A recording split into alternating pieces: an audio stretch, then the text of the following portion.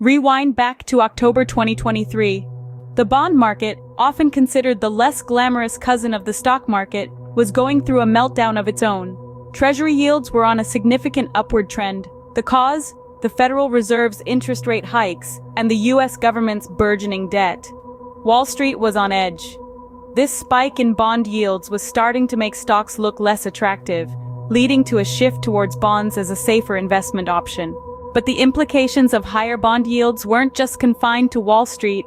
They trickled down into the everyday lives of ordinary people. Interest rates on mortgages and loans started to creep up. Companies, struggling under the weight of increased borrowing costs, began to lay off workers. The economy was teetering on the edge. Fast forward to January 2024. The situation was escalating.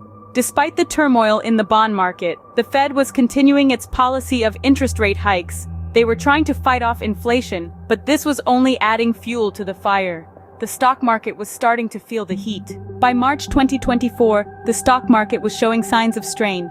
Volatility was up, investor confidence was down. The stage was set for a disaster. Then came June. The stock market, unable to bear the pressure any longer, collapsed. It was a crash of epic proportions. Investors were left reeling, their portfolios decimated. The echoes of the crash reverberated around the world.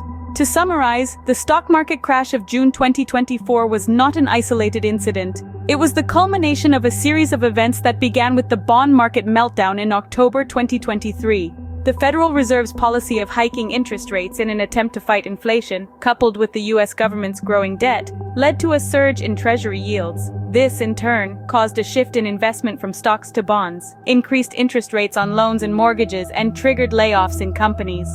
All these factors combined to create the perfect storm that led to the stock market crash.